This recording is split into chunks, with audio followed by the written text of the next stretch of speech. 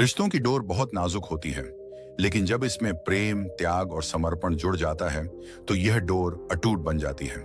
ऐसा ही एक भावनात्मक रिश्ता होता है दो भाइयों का। इस कहानी में हम दो भाइयों अजय और विजय की कहानी पढ़ेंगे, जिनकी जिंदगी में परिस्थितियां चाहे जैसी भी रहीं, लेकिन उनका प्यार और एक दूसरे के लिए समर्पण कभी नहीं बदला। उत्तर प्रदेश के एक छोटे से गांव में दो भाई अजय और विजय अपने माता पिता के साथ एक छोटे से कच्चे मकान में रहते थे। अजय बड़ा था, लगभग 10 साल का, और विजय उससे 3 साल छोटा। उनके पिता एक किसान थे जो दिन भर खेतों में काम करते और मां घर संभालती थी। गांव में ज्यादा सुविधाएं नहीं थी, लेकिन दोनों भाइयों को एक दूसरे का साथ सबसे ज्यादा प्रिय था। अजय हमेशा विजय का ख्याल रखता, उसकी हर जरूरत पूरी करता और उसकी हिफाजत करता। गर्मी की छुट्टियों में दोनों नदी किनारे घंटों खेलते, खेतों में दौड़ते, और जब भी विजय को कोई चोट लगती, अजय उसे अपने कंधे पर उठाकर घर लाता। मां हमेशा कहती, अजय, तू तो विजय का दूसरा पिता लगता है। और अजय मुस्कुराकर कहता, मां, मेरा भाई मेरी जान है, लेकिन जिंदगी हमेशा एक जैसी नहीं रहती। एक दिन जब अजय 15 साल का और विजय 12 साल का था, उनके पिता की एक दुर्घटना में मृत्यु हो गई। पिता के जाने के बाद उनकी मां बहुत टूट गई। वे हमेशा चिंता में डूबी रहती कि अब उनके बच्चों का क्या होगा। पिता की मृत्यु के 1 साल बाद ही मां भी बीमार पड़ गई। घर में पैसे नहीं थे, डॉक्टर को दिखाने के लिए भी पैसे नहीं जुटे। कुछ ही महीनों में उन्होंने भी दुनिया छोड़ दी। अब अजय और विजय बिल्कुल अकेले रह गए थे। गांव के कुछ लोगों ने सहारा दिया, लेकिन दुनिया स्वार्थी होती है। धीरे धीरे लोग अपने अपने काम में लग गए और दोनों भाइयों को अपनी जिंदगी खुद ही संभालनी पड़ी। अजय ने गांव में मजदूरी करना शुरू किया ताकि विजय की पढ़ाई जारी रह सके। वह खेतों में काम करता, लोगों के घरों में छोटे मोटे काम करता और कई बार भूखा भी सो जाता, लेकिन उसने कभी विजय को भूखा नहीं रखा। हर रात जब विजय पढ़ाई करता, अजय उसे देखता और सोचता, मेरा भाई जरूर एक बड़ा आदमी बनेगा। समय बीतता गया। विजय ने अजय की मेहनत और त्याग को समझा। वह दिल लगाकर पढ़ाई करता रहा और कॉलेज में टॉप किया। फिर उसे शहर की एक बड़ी कंपनी में नौकरी मिल गई। अब विजय के पास अच्छा घर, गाड़ी, पैसे और एक सुंदर पत्नी थी, लेकिन अजय अभी भी गांव में उसी छोटे से कच्चे मकान में रह रहा था। वह अब भी मेहनत करता था, लेकिन उसकी उम्र बढ़ रही थी और शरीर अब पहले जैसा मजबूत नहीं था। शादी के बाद विजय अपनी पत्नी के साथ शहर में बस गया। धीरे धीरे वह अपने गांव और अपने भाई से दूर होता गया। वह व्यस्त रहने लगा और महीनों तक अजय को फोन भी नहीं करता था। अजय को इससे कोई शिकायत नहीं थी।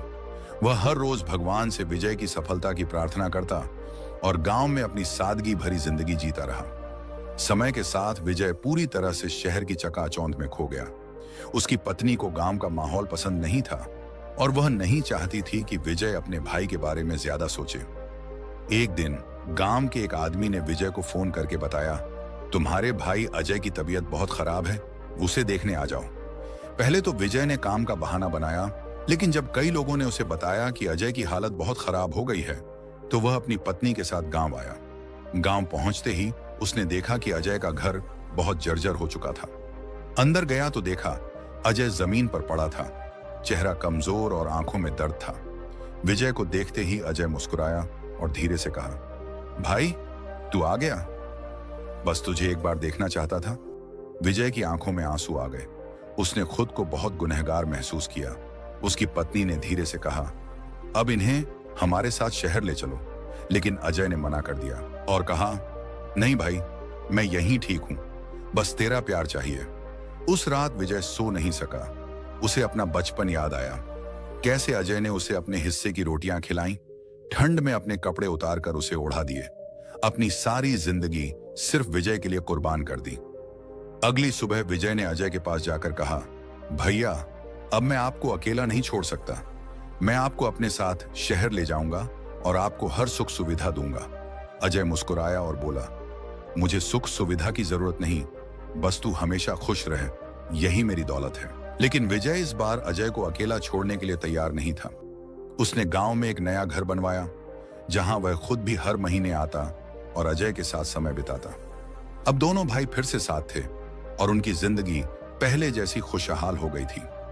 इस कहानी से हमें यह सीख मिलती है कि रिश्तों की असली कीमत पैसों में नहीं, बल्कि प्रेम, त्याग और समर्पण में होती है।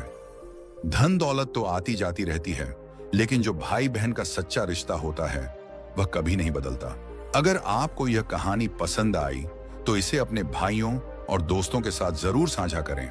दोस्तों, बहुत समय पहले की बात है, जब शहरों की चकाचौंध इतनी नहीं हुआ करती थी और गांवों की गलियां मिट्टी की सोंधी खुशबू से भरी रहती थी।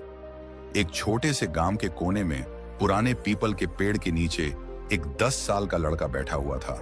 उसके मैले कुचले कपड़े और सूखे हुए होंठ उसके हालात बयां कर रहे थे। उसका नाम था मोहन। मोहन का जन्म एक गरीब परिवार में हुआ था। मां बाप मजदूरी करते थे और मुश्किल से 2 वक्त की रोटी जुटा पाते थे। मगर एक भयानक हादसे ने उसकी जिंदगी हमेशा के लिए बदल दी। एक दिन गांव में भयंकर बाढ़ आई। पानी के तेज बहाव में उसका घर बह गया और उसके माता पिता भी उस बाढ़ में कहीं खो गए। जब बाढ़ का पानी उतरा तो मोहन अकेला बचा था। ना घर, ना माँ बाप, ना कोई सहारा। मोहन के लिए जिंदगी एक कठिन परीक्षा बन गई।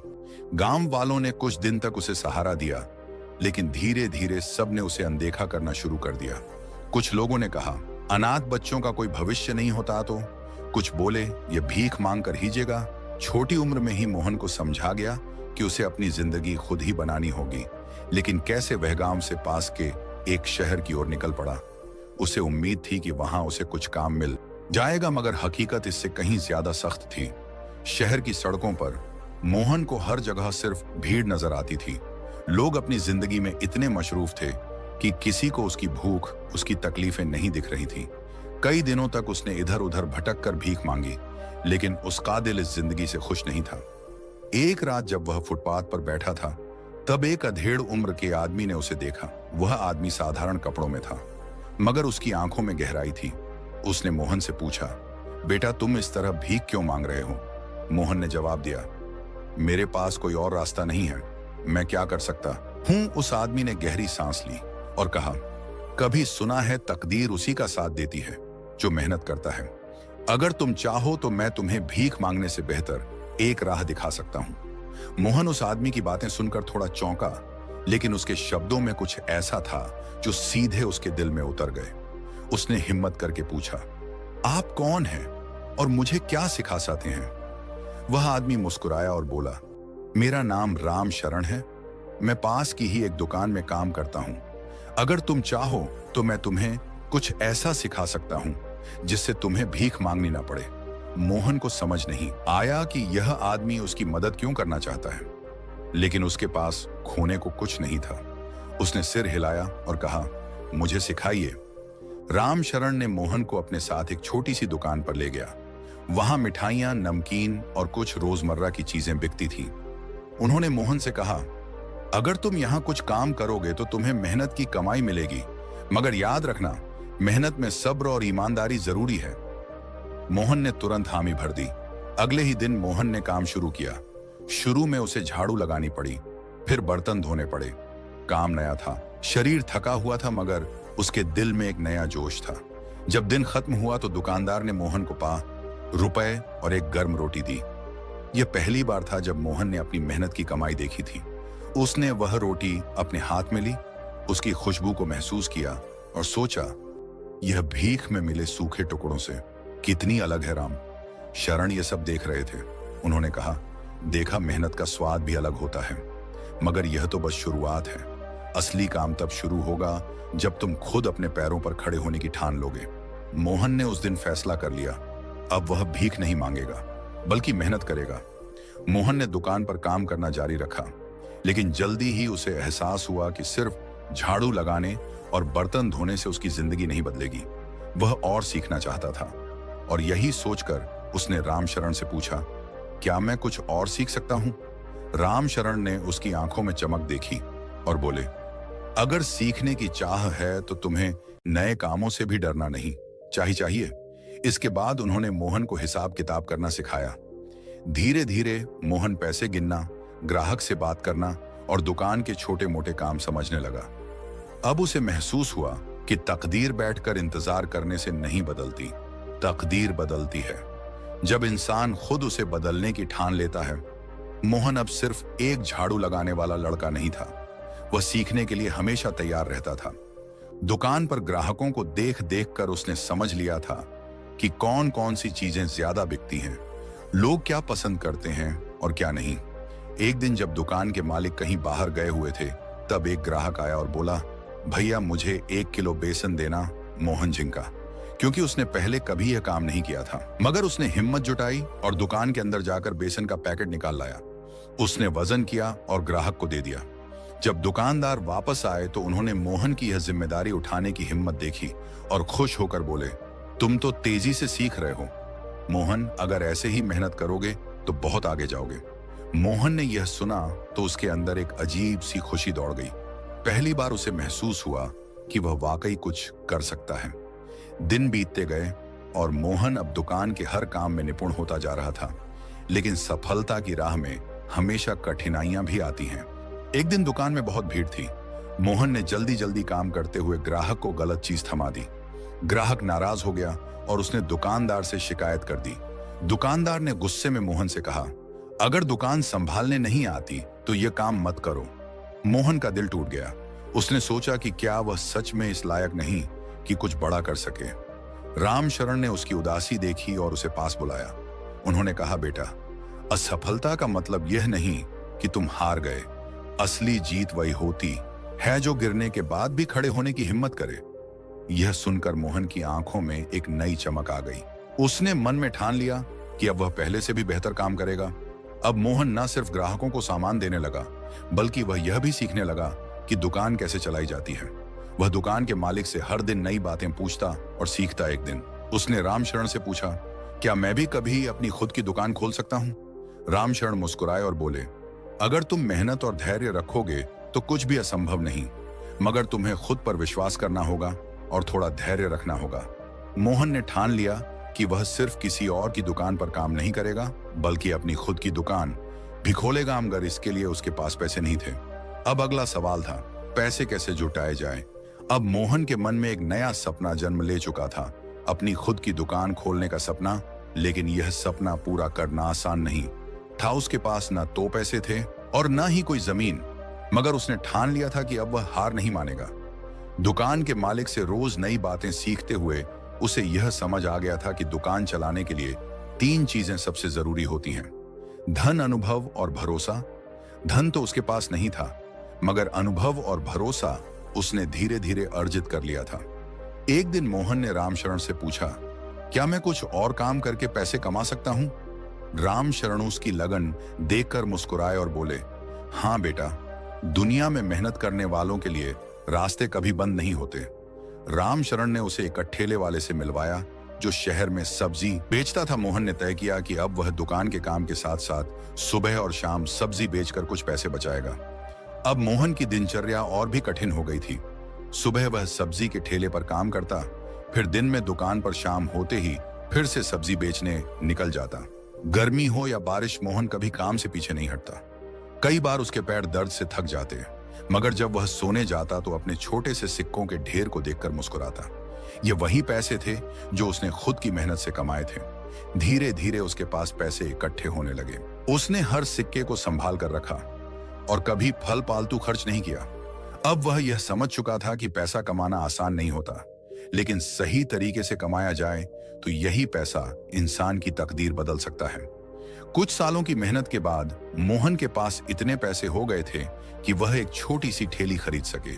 उसने दुकान के मालिक से इजाजत ली और खुद का एक छोटा सा चाय और नाश्ते का ठेला लगाया। पहले दिन जब उसने अपनी पहली चाय बेची तो उसकी आंखों में आंसू थे। यह कोई मामूली चाय नहीं थी, बल्कि उसके संघर्ष, धैर्य और मेहनत का फल था। लोगों को उसकी बनाई चाय पसंद आई और धीरे धीरे उसके ठेले पर भीड़ लगने लगी। अब वह मोहन, जो कभी सड़क किनारे भीख मांगता था, मेहनत की कमाई से अपनी जिंदगी संवार रहा था। मोहन का चाय का ठेला चल पड़ा। उसने ग्राहकों को अच्छी सेवा देने का फैसला किया और हमेशा ईमानदारी से काम किया। धीरे धीरे उसकी चाय की दुकान इतनी मशहूर हो गई कि आसपास के लोग उसे पहचानने लगे। एक दिन रामशरण उसकी दुकान पर आए और बोले, देखो बेटा, आज तुम जहां हो वहां तुम्हारी मेहनत ने तुम्हें पहुंचाया है। यही तकदीर होती है। तो उसने वही पुराना फुटपाथ देखा जहां वह कभी भीख मांगता था। उसकी आंखों में आंसू आ गए, लेकिन यह तकलीफों के नहीं बल्कि संतोष के थे। अब वह एक जीता जागता उदाहरण बन चुका था कि तकदीर उन्हीं का साथ देती है जो खुद मेहनत करते हैं। दोस्तों, तकदीर सिर्फ इंतजार करने से नहीं बदलती, बल्कि मेहनत और ईमानदारी से किए गए प्रयासों से बदलती है। मोहन की तरह अगर हम खुद पर विश्वास रखें, धैर्य के साथ मेहनत करें और कभी हार न माने, तो जिंदगी हमें सफलता का स्वाद जरूर छकाएगी। मांगने से अच्छा है कि कोई भी छोटा काम शुरू किया जाए, क्योंकि सच्ची सफलता वही होती है जो अपने दम पर हासिल की जाए। एक छोटे से गांव में एक लड़का रहता था जिसका नाम अर्जुन था। वह एक मध्यम वर्गीय परिवार से था, लेकिन उसकी सोच बड़े सपनों से भरी हुई थी। हालांकि उसे समय की कद्र करना नहीं आता था। वह हर दिन आलस्य में अपना समय व्यर्थ करता, पढ़ाई में मन नहीं लगाता और दोस्तों के साथ इधर उधर घूमता रहता। उसके माता पिता ने उसे कई बार समझाया कि समय बहुत अनमोल होता है, लेकिन वह उनकी बातों को हल्के में लेता। अर्जुन को लगता था कि उसके पास बहुत समय है और वह जब चाहे अपने जीवन को सुधार सकता है, लेकिन उसे यह नहीं पता था कि समय कभी किसी का इंतजार नहीं करता। अर्जुन स्कूल में औसत छात्र था। उसके शिक्षक उसे हमेशा मेहनत करने की सलाह देते, लेकिन वह उनकी बातों को भी गंभीरता से नहीं लेता। परीक्षा का समय आता तो वह आखिरी समय में पढ़ने की कोशिश करता, लेकिन तब तक बहुत देर हो चुकी होती। नतीजा यह होता कि उसके अंक बहुत कम आते और उसके दोस्त उससे आगे निकल जाते। उसके पिता एक मेहनती किसान थे जो सुबह से शाम तक खेतों में मेहनत करते थे। उन्होंने अर्जुन को भी कई बार मेहनत करने और समय की कद्र करने की सीख दी, लेकिन अर्जुन अपनी ही दुनिया में मस्त रहता। एक दिन उसके पिता ने उसे अपने पास बुलाया और प्यार से समझाया, बेटा, समय किसी के लिए नहीं रुकता। जो आज मेहनत करेगा वही कल सफल होगा। अगर तुम अपना समय बर्बाद करोगे तो भविष्य में पछताने के अलावा कुछ नहीं बचेगा। लेकिन अर्जुन ने उनकी बातों को नजरअंदाज कर दिया। समय बीतता गया और धीरे धीरे अर्जुन की परीक्षाएं करीब आ गईं। उसके सभी दोस्त पूरी मेहनत से पढ़ाई कर रहे थे, लेकिन अर्जुन अभी भी मस्ती में डूबा हुआ था। उसे लगा कि आखिरी समय में थोड़ी पढ़ाई करके वह अच्छे अंक ला सकता है। परीक्षा का दिन आया। अर्जुन ने जैसे तैसे उत्तर लिखे, लेकिन आत्मविश्वास की कमी थी। जब परिणाम आया तो वह बुरी तरह असफल हो गया। उसके सभी दोस्त अच्छे अंकों से पास हुए और अगली कक्षा में चले गए, लेकिन अर्जुन को 1 साल पीछे रहना पड़ा। यह उसके लिए बहुत बड़ा झटका था। वह उदास था, लेकिन उसे अब भी अपनी गलती का एहसास नहीं हुआ। उसने सोचा कि अगले साल मेहनत कर लेगा, लेकिन उसकी यह आदत फिर से जारी रही। समय उसके हाथ से फिसलता गया और धीरे धीरे उसके दोस्त आगे बढ़ गए। संत आए। वे गांव के लोगों को जीवन के महत्वपूर्ण पाठ पढ़ा रहे थे। अर्जुन भी उनके प्रवचन सुनने गया। संत ने एक छोटी सी कहानी सुनाई। एक आदमी एक सुनसान समुद्र तट पर टहल रहा था। उसे एक पुरानी घड़ी मिली जो बहुत कीमती लग रही थी, लेकिन वह सोचने लगा कि यह तो पुरानी हो चुकी है, इसे रखकर क्या फायदा। उसने उसे वहीं फेंक दिया और आगे बढ़ गया। कुछ देर बाद उसे एक आदमी मिला जिसने बताया कि वह घड़ी एक दुर्लभ वस्तु थी जिसकी कीमत लाखों में थी। अब वह आदमी पछताने लगा, लेकिन घड़ी वापस नहीं मिल सकती थी। संत ने कहा, बिल्कुल इसी तरह हम अपने जीवन में समय को बेकार समझकर व्यर्थ गवा देते हैं, लेकिन जब हमें उसकी असली कीमत का पता चलता है तब तक बहुत देर हो चुकी होती है। अर्जुन को इस कहानी से गहरा झटका लगा। उसे एहसास हुआ कि वह भी ठीक उसी आदमी की तरह था जिसने समय की कद्र नहीं की और अब पछता रहा था। उसने सोचा, अगर मैंने पहले ही मेहनत की होती तो आज मेरे दोस्त मुझसे आगे नहीं होते। अर्जुन ने उसी दिन फैसला किया कि वह अब अपने समय को व्यर्थ नहीं गवाएगा। उसने एक योजना बनाई, समय सारणी बनाई। वह हर दिन के लिए एक टाइम टेबल बनाने लगा, प्राथमिकताएं तय की। उसने तय किया कि पहले पढ़ाई और जरूरी काम होंगे, फिर बाकी चीजें। अनुशासन अपनाया। वह रोज सुबह जल्दी उठने लगा और अपना हर काम समय पर करने लगा। नए लक्ष्य निर्धारित किए। उसने अपने भविष्य के बारे में सोचना शुरू किया और एक बड़ा लक्ष्य बनाया। धीरे धीरे उसकी मेहनत रंग लाने लगी। उसके अंक सुधरने लगे। शिक्षकों ने उसकी प्रशंसा करनी शुरू कर दी और उसके माता पिता भी गर्व महसूस करने लगे। समय के साथ अर्जुन ने अपने आलस्य को पूरी तरह त्याग दिया। अगले वर्ष जब परीक्षाएं हुई तो उसने पूरे आत्मविश्वास से उत्तर लिखे। इस बार उसका परिणाम शानदार रहा और वह अपने दोस्तों के साथ आगे बढ़ गया। उसकी यह सफलता सिर्फ पढ़ाई में नहीं थी। अब वह हर काम को समय पर और पूरी ईमानदारी से करने लगा। गांव के लोग भी उसकी मेहनत और बदलाव से प्रभावित हुए। एक दिन उसके पिता ने प्यार से उसके सिर पर हाथ रखा और कहा, बेटा, अब तुमने समझ लिया कि समय का मूल्य क्या होता है। अगर हर इंसान समय की कद्र करे तो जीवन में असफलता की कोई जगह ही नहीं बचेगी। अर्जुन मुस्कुराया और कहा, हाँ पिताजी, अब मैं कभी भी समय को व्यर्थ नहीं जाने दूंगा। इस कहानी से हमें यह सीखने को मिलता है कि समय सबसे अनमोल धन है। जो व्यक्ति समय की कद्र करता है वह जीवन में अवश्य सफल होता है। जो इसे व्यर्थ करता है उसे केवल पछतावा ही मिलता है। इसलिए हर क्षण की कीमत समझें, समय का सदुपयोग करें और सफलता की ओर बढ़ें। यह कहानी एक छोटे से गांव के लड़के अजय की है, जो कठिनाइयों के बावजूद अपनी मेहनत और लगन से सफलता हासिल करता है। यह कहानी हमें सिखाती है कि सच्ची मेहनत कभी व्यर्थ नहीं जाती और समय आने पर उसका फल अवश्य मिलता है। अजय एक गरीब परिवार से था। उसके माता पिता किसान थे, जो बड़ी मुश्किल से 2 वक्त की रोटी का इंतजाम कर पाते थे। घर की आर्थिक स्थिति कमजोर होने के कारण अजय को पढ़ाई के साथ साथ अपने माता पिता की भी मदद करनी पड़ती थी। वह सुबह खेतों में काम करता और फिर स्कूल जाता। उसकी मेहनत देखकर उसके गांव के लोग अक्सर कहते, इतनी मेहनत करने के बाद भी तुम्हें क्या मिलेगा? गरीब के नसीब में तो सिर्फ संघर्ष ही लिखा होता है। लेकिन अजय इन बातों पर ध्यान नहीं देता था। अजय पढ़ाई में बहुत अच्छा था। उसे किताबें पढ़ने का बहुत शौक था, लेकिन पैसे की कमी के कारण उसके पास किताबें खरीदने के लिए पैसे नहीं होते थे। फिर भी वह स्कूल की लाइब्रेरी में घंटों बैठकर पढ़ाई करता। उसके अध्यापक उसकी लगन देखकर बहुत प्रभावित होते और उसकी मदद करने की कोशिश करते। एक दिन गांव में एक बड़ा परीक्षा प्रतियोगिता का आयोजन हुआ, जिसमें जिले भर के छात्र भाग लेने आए। अजय ने भी इसमें भाग लिया। वह पूरी लगन से तैयारी करता रहा। जब परीक्षा का परिणाम आया तो अजय ने पूरे जिले में पहला स्थान प्राप्त किया। अब उसे आगे की पढ़ाई के लिए शहर के एक बड़े स्कूल में छात्रवृत्ति मिल गई। यह उसके जीवन का पहला बड़ा अवसर था। शहर में आकर अजय को बहुत कुछ नया सीखने को मिला। वहां के बच्चे अच्छे कपड़े पहनते, महंगी किताबें खरीदते, लेकिन अजय के पास ऐसा कुछ भी नहीं था। फिर भी उसने कभी हार नहीं मानी और अपनी मेहनत जारी रखी। शहर में रहते हुए भी वह अपने गांव को नहीं भूला। जब भी उसे समय मिलता वह गांव जाकर छोटे बच्चों को पढ़ाता और उन्हें प्रेरित करता। उसकी इस सेवा भावना के कारण गांव के लोग भी अब उसकी प्रशंसा करने लगे थे। अजय की मेहनत रंग लाई। उसने अपनी पढ़ाई पूरी की और इंजीनियरिंग कॉलेज में दाखिला लिया। लेकिन यहां भी उसकी आर्थिक परेशानियां खत्म नहीं हुई। कॉलेज की फीस भरने के लिए उसने ट्यूशन पढ़ाना शुरू किया। दिन में वह पढ़ाई करता और रात को छात्रों को पढ़ाता। कभी कभी तो उसे रात भर बिना सोए काम करना पड़ता था, लेकिन उसने कभी हार नहीं मानी। एक दिन कॉलेज में एक प्रतिष्ठित कंपनी द्वारा प्लेसमेंट ड्राइव आयोजित की गई। अजय ने इसमें भाग लिया और अपने ज्ञान और मेहनत के दम पर इंटरव्यू में चयनित हो गया। उसे एक अच्छी नौकरी मिल गई, जिससे उसकी और उसके परिवार की जिंदगी पूरी तरह बदल गई। सफलता पाने के बाद भी अजय ने अपने गांव को नहीं छोड़ा। उसने अपने गांव में एक स्कूल खोला ताकि गरीब बच्चों को मुफ्त शिक्षा मिल सके। अब गांव के लोग उसे गर्व से देखते और अपने बच्चों को उसकी तरह बनने की प्रेरणा देते। एक दिन वही लोग जो कभी उसकी मेहनत पर संदेह करते थे, अब कहते, सच्ची मेहनत का फल मीठा होता है। अजय ने यह साबित कर दिया। अजय की कहानी हमें सिखाती है कि कठिनाइयां कितनी भी बड़ी क्यों ना हो, अगर हमारे अंदर मेहनत, लगन और दृढ़ संकल्प है तो सफलता निश्चित है। सफलता रातों रात नहीं मिलती, बल्कि यह लगातार किए गए प्रयासों और कठिन परिश्रम का परिणाम होती है। यह कहानी हर उस व्यक्ति के लिए प्रेरणा है जो जीवन में कुछ बड़ा करना चाहता है।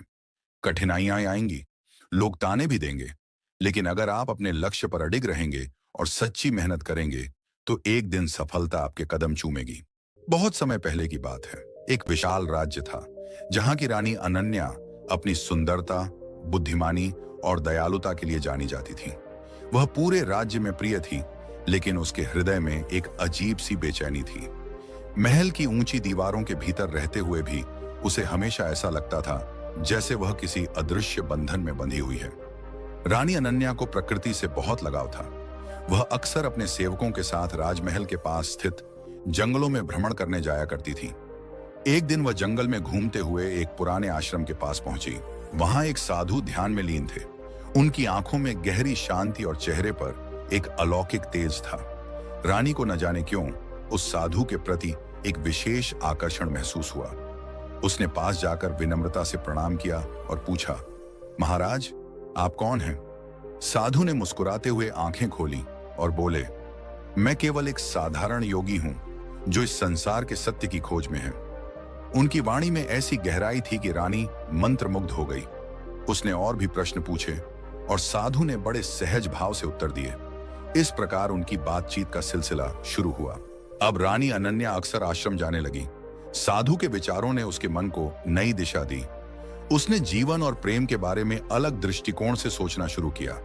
साधु ने उसे समझाया कि सच्चा प्रेम वह नहीं जो बंधन में डाले, बल्कि जो आत्मा को मुक्त करे। धीरे धीरे रानी को एहसास हुआ कि वह साधु की ओर आकर्षित हो रही थी, लेकिन यह आकर्षण साधारण प्रेम नहीं था। यह किसी लौकिक रिश्ते से परे था, एक आध्यात्मिक जुड़ाव जो शब्दों से परे था। का बार बार जंगल में जाना महल के लोगों को खटकने लगा। बात राजा तक पहुंची तो वे अत्यंत क्रोधित हुए। उन्होंने रानी को बुलाकर सख्त स्वर में कहा, तुम एक साधु से मिलने जाती हो? यह उचित नहीं। तुम एक रानी हो, तुम्हें अपने कर्तव्य निभाने चाहिए। रानी ने विनम्रता से उत्तर दिया, राजन, मैं केवल सत्य की खोज कर रही हूं। इस राजमहल की शान और शौकत में भी मुझे अपूर्णता महसूस होती है। साधु की वाणी से मुझे आत्मिक शांति मिलती है। राजा को यह बात बिल्कुल पसंद नहीं आई। उन्होंने तुरंत सैनिकों को आदेश दिया कि उस साधु को राज्य से बाहर निकाल दिया जाए। सैनिकों ने साधु को पकड़ लिया और राज्य की सीमाओं से बाहर ले जाकर छोड़ दिया। जब रानी को यह पता चला तो वह अत्यंत दुखी हुई। उसने अपने भीतर झांक कर देखा और समझा कि उसका असली स्थान महल में नहीं, बल्कि उस व्यक्ति के पास था जिसने उसे सच्चे प्रेम और मुक्ति का मार्ग दिखाया था। उसने अपने राजसी वस्त्र त्याग दिए और साधु के मार्ग का अनुसरण करने का निर्णय लिया। रात के अंधेरे में वह महल छोड़कर जंगल की ओर चल पड़ी। कई दिनों की कठिन यात्रा के बाद रानी अनन्या उस स्थान पर पहुंची जहां साधु ध्यान कर रहे थे। उन्होंने जब उसे इस अवस्था में देखा तो चकित रह गए। रानी, तुम यहां क्यों आई हो? साधु ने पूछा। रानी ने मुस्कुराते हुए उत्तर दिया, अब मैं केवल रानी नहीं हूं, मैं एक साधारण मनुष्य हूं जो प्रेम और मुक्ति की खोज में है। मैंने सब कुछ त्याग दिया केवल सत्य और शांति की प्राप्ति के लिए।